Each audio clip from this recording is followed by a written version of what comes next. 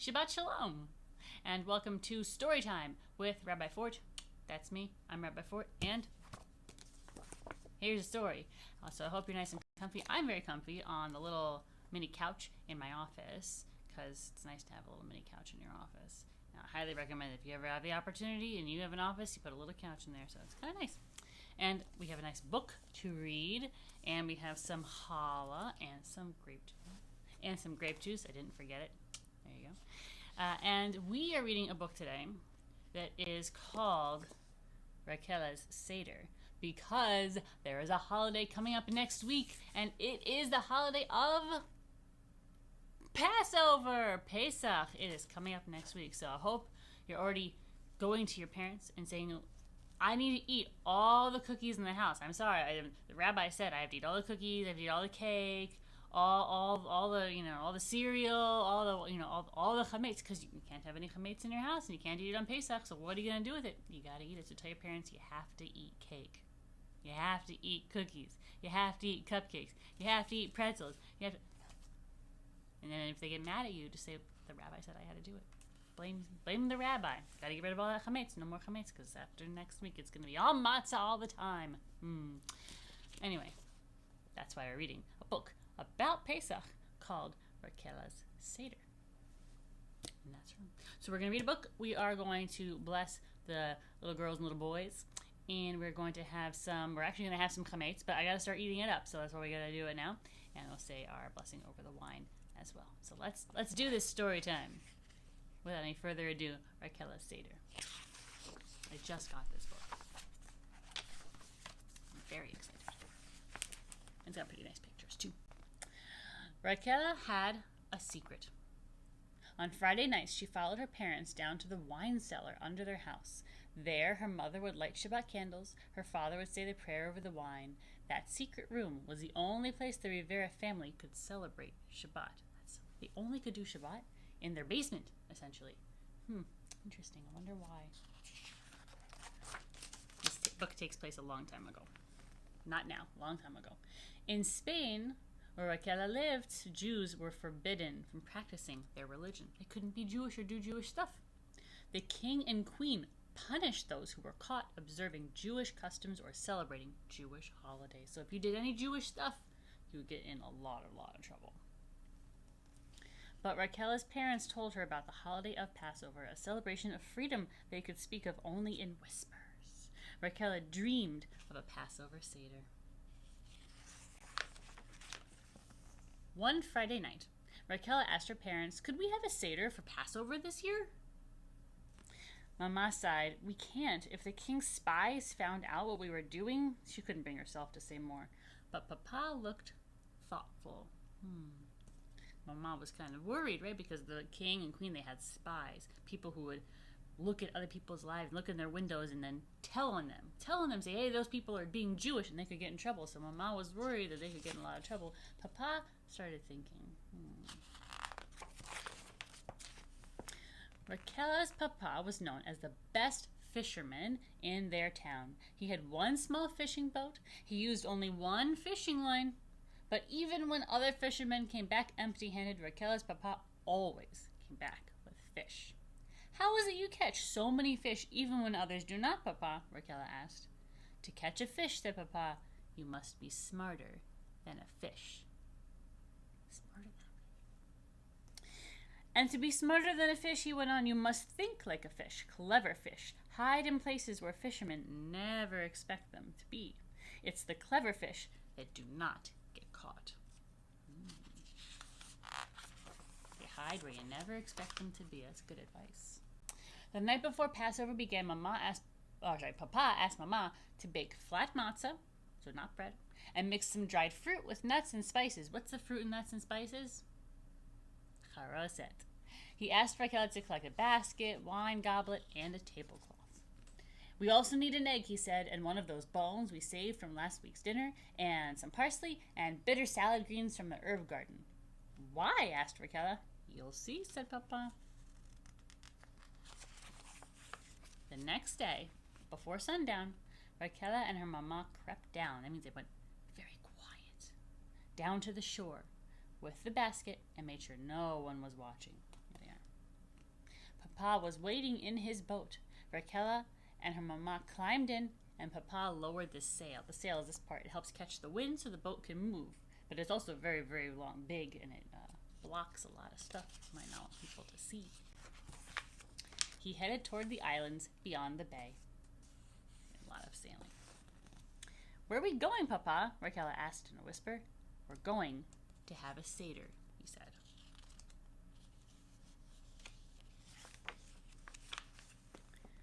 Papa wove the boat this way and that, through the waves. Finally, he lowered the sail and dropped the anchor. The anchor is the thing that is very heavy and it stops the boat from moving, so the boat stays still. This is my secret fishing place, said Papa. Raquel grinned. Who would think to have a seder here, in the middle of the ocean? A clever fish, laughed Papa. A clever fish that doesn't get caught, Raquel said.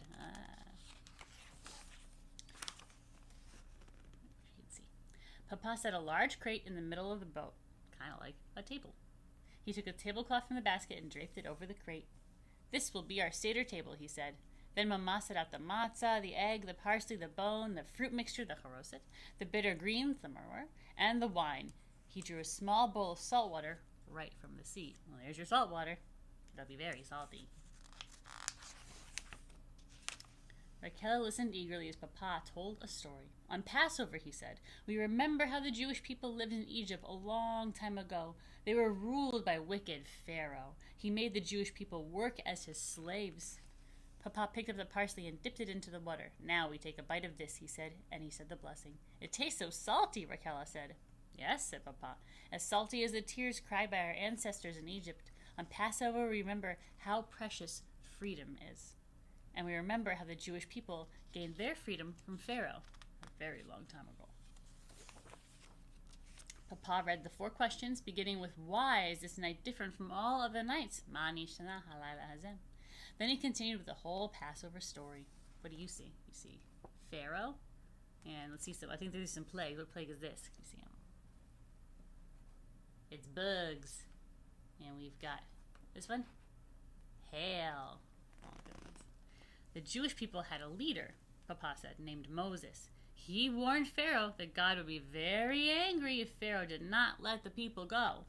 But Pharaoh would not listen. No, no, no, I will not let them go. God brought plagues to the people of Egypt. Finally, after the 10th plague, Pharaoh let the Jewish people go. Papa's continuing to tell the story.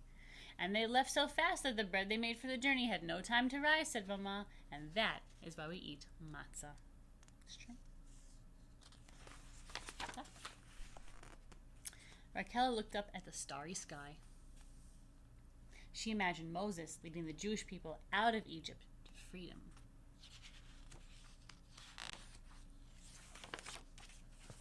Papa filled the wine goblet and raised it. A long time ago, God freed the Jewish people from slavery in Egypt. Let us hope that one day we will also be free, free to live as Jews.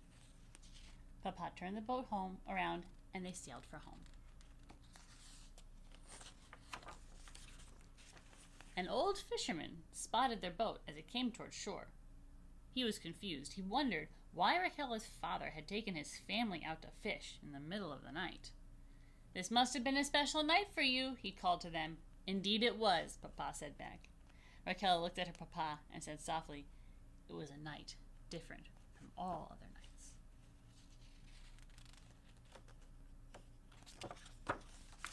Raquel Seder. So Raquel and her family, this is true, a long time ago, hundreds of years ago, in a place called Spain, the king and queen said you couldn't be Jewish anymore, and they punished people for being Jewish. It was very hard, and a lot of people pretended to not be Jewish, but secretly in their basements or in closets, they would keep all their Jewish stuff, and they'd try to celebrate Jewish holidays anyway. And there are people nowadays who are they descend from those. Those are their great grandparents, and there's people who are still finding their way back to being Jewish from all that long time ago. And interesting, I think that in the story, Raquel's family, hundreds of years ago, they're reading the Passover, they're telling the Passover story, which is about Jews who couldn't be free. The Jews in the story of Passover who were slaves. So they couldn't do Jewish, or they couldn't do anything really because they were slaves. And one day they got their freedom.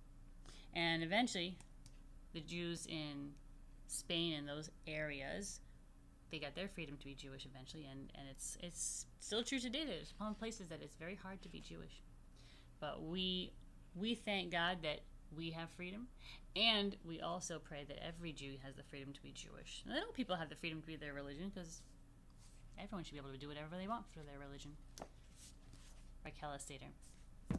Before we do our Kiddush and our Motzi, I'll do a blessing for all the little girls and little boys. So if you are a girl and you're watching this and there's someone with you, a parent or a grandparent, they can put a hand on your head if you'll let them, and if not, that's fine too. And if you're just watching and it's you and me, that's fine too. You can put a hand on your own head. Give yourself a blessing. So over all of our girls, our daughters, we will say, Yisimech Elohim, Kesara Rivka Rechav Leah. May God bless you and make you like Sarah, Becca, Rachel, and Leah. Over all of our boys, if you're a boy and you're watching, there's someone with you and you want to let them put a hand on your head, that's nice. If you don't want a hand on your head, that's fine too. And if you're watching by yourself, put a hand on your own head, that's fine also. Over all of our boys, I will say, Yisimcha Elohim Ke'Ephraim Echem and Hashem. May God bless you and make you like Ephraim and Hashem. And over all of our children, so if you are a child and you're watching, you give yourself a big hug. If you're watching with your family, big group hug. Blessing for all of our children. I'll say, Yevarecha Adonai v'yishmerecha. May God bless you and protect you. Ye'er Adonai panav elecha v'yichunecha. May God shine the divine light on you always. Yisa Adonai panav elecha v'yisim lecha shalom. May God grant you the most special of blessings, that of shalom, peace. And let's all say, Amen. Now it is time for the Kiddush and the Motzi. Let me get a stretch, sorry. Wow. Okay. If you've got your grape juice, real grape juice, you can hold that up. If you have pretend grape juice, you can hold that up too. And let's say, Baruch atah Adonai Eloheinu melech haolam borei peri hagafen. Get ready, because next week at the Seder, lots and lots and lots of grape juice, which I love grape juice, so I'm always happy to have lots of grape juice. And I know it would be more appropriate to do our motzi over matzah, but here's the thing. You're actually, traditionally, you don't have matzah for the time leading up to Passover. So I would love to do matzah for our motzi, for our Passover-themed Shabbat story time, but I can't eat matzah right now. So, I'm just going to enjoy this bread. And also, if I didn't eat this challah, what would I do with it? In a week, I would have a whole challah sitting on. It's just me and my 3-year-old, and we can't eat this much challah. So, you know what? I feel very justified using a challah for our Passover-themed Shabbat story time. I don't feel bad at all. You can hold up whatever bread you would like to do your motzi on. So you can have challah. If you do matzah, that's cool. If it's real, if it's pretend, whatever you got. So let's hold up the bread and let's motzi. Baruch atah Adonai Eloheinu melech haolam hamotzi lechem min haaretz. You can say Amen. Delicious. Crumbs everywhere. Thank you so much for joining me for Shabbat Story Time, where we read Rakela Seder, a Passover-themed book about a little girl living a long time ago. They couldn't celebrate Passover the way they wanted to, and they could be Jewish the way they wanted to, but they had their freedom one day. The Passover story, they get their freedom one day, and God willing, we all have our freedom one day. Amen to that. We had our blessing over all of our little girls and little boys, and we did our Kiddush and our motzi over bread, because we're trying to eat up all of our bread before next week. Also, next week, if you have some bread left, and you should really search your house and find some bread. And traditionally, we burn up our bread before Passover. And even if you don't burn up all your bread, you can just bring a little bit of bread, and we also have some bread for you. So Thursday night, if you want to burn up your bread in a big fire, we're having a big bread burn here at the synagogue on Thursday. And we're going to have a big fire truck, just for safety, but also so you can look at it and touch it and see all the buttons and cool stuff on the fire truck. And we'll give you pizza, and we're going to give you some toys to take home, and you can burn up all the chametz in your house. So that's on Thursday night. So if you're listening, or if you're a parent or grandparent listening, come on by. It's going to be a lot of fun, and there's information on the website if you want that. So either way, no matter what, I hope you have a wonderful Shabbat, a Shabbat full of shalom, a very shalomy Shabbat,